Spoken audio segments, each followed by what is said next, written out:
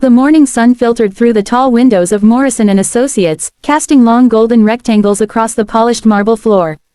Emma Rodriguez clutched her coffee cup a little tighter as she hurried through the lobby, her heels clicking against the stone in a rhythm that matched her racing heart. Today was important. Today, she would finally present her marketing proposal to the board of directors. She had spent 3 months perfecting every detail, every slide, every word. This presentation could change everything for her career at the architectural firm. At 28, Emma had worked her way up from junior marketing coordinator to senior strategist, but she knew this was her chance to prove she belonged at the executive level. The elevator chimed softly as it reached the 15th floor. Emma stepped out, adjusting her navy blazer and taking a deep breath. The hallway stretched before her, lined with frosted glass offices and the quiet hum of morning productivity. She loved this time of day, when the building felt full of possibility and the city beyond the windows was just beginning to wake up. As she rounded the corner toward the conference room, Emma nearly collided with a tall man carrying a stack of architectural plans. The papers scattered slightly, and both of them reached down at the same time to gather them. "Oh, I'm so sorry," Emma said, helping to collect the blueprints. She looked up to see warm brown eyes and a genuinely apologetic smile. He was perhaps 32 or 33, with dark hair that looked like he'd run his fingers through it and a button-down shirt with the sleeves rolled up to his forearms. "No, that was completely my fault," he replied, his voice calm and pleasant. "I wasn't watching where I was going." Emma straightened up, holding half of the recovered papers. She didn't recognize him, which was unusual since she knew most people in the building. "You must be the new intern everyone's been talking about," she said with a friendly smile. "I'm Emma Rodriguez, senior marketing strategist." The man paused for just a moment, something flickering across his expression before that easy smile returned. "Nice to meet you, Emma," he said simply. "Your first week?" Emma asked, genuinely curious. There was something about his presence that seemed more confident than most interns, but she assumed he might have some experience from college or previous internships. "Something like that," he replied, carefully taking the papers from her hands. Their fingers brushed briefly, and Emma felt a small spark of warmth. "Well, if you need anything or have questions about how things work around here, feel free to ask," Emma offered. "I remember how overwhelming the first few days can be." "That's very kind of you," he said, and there was something in his tone that suggested genuine appreciation. "I might take you up on that." They stood there for a moment, neither seeming eager to end the conversation. Emma found herself noticing details about him, the way he held himself with quiet confidence, the small scar above his left eyebrow, the fact that his shirt was expensive despite his apparent intern status. "I should let you get back to work," Emma said finally, though she felt reluctant to leave. "The partners around here can be pretty demanding, especially with the new people." Again, that brief flicker of something, amusement, crossed his face. "I'm sure they can be," he agreed. Emma walked away feeling lighter somehow, as if the brief encounter had added something pleasant to her already important day.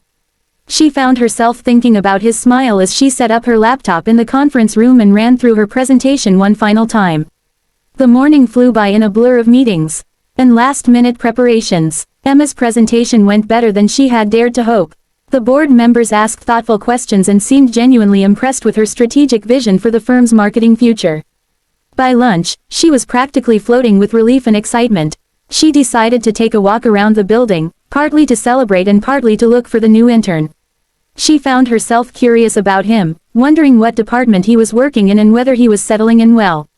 There was something about their brief conversation that had stuck with her, a connection that felt worth exploring. But despite checking the drafting department, the project management floor, and even the administrative offices, Emma couldn't find him anywhere. When she asked a few colleagues about the new intern, they looked confused. "New intern," said Marcus from our. "We haven't hired any interns this quarter." Emma frowned. That was strange. Perhaps he was a contractor or a temporary worker. She made a mental note to keep an eye out for him tomorrow. The next morning arrived with the same golden sunlight, but Emma felt different. Yesterday's successful presentation had given her confidence a boost, and she walked through the building with her head held a little higher.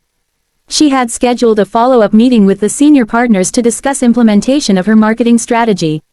The meeting was set for 9:30 in the executive conference room on the top floor, a space Emma had only been in a handful of times.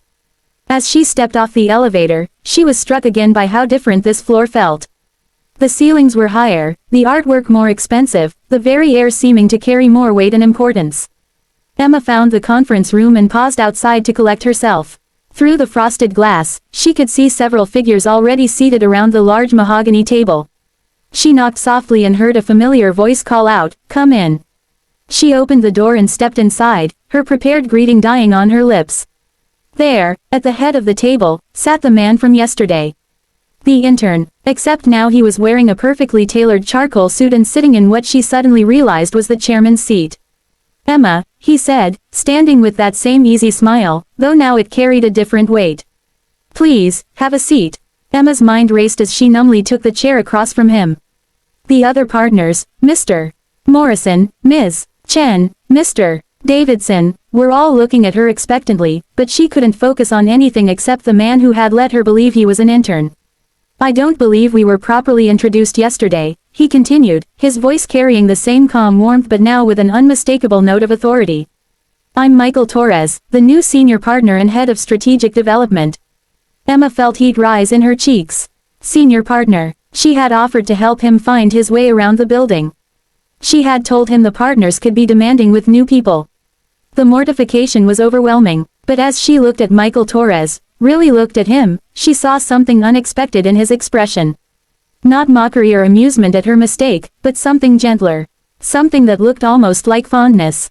"Ms. Rodriguez," he continued, "your presentation yesterday was exceptional. The entire board was impressed, but I wanted to discuss it with you personally." Emma found her voice, though it came out smaller than usual. "Mr. Torres, I apologize for yesterday. I had no idea." He held up a gentle hand. "There's nothing to apologize for," he said, and his tone was warm enough that Emma felt some of her embarrassment begin to fade. "In fact, I found our conversation quite refreshing." "Refreshing," Emma repeated, confused. Michael leaned back in his chair, and for a moment, Emma caught a glimpse of the approachable man from the hallway. "It's not often that someone in this building treats me like a regular person," he explained.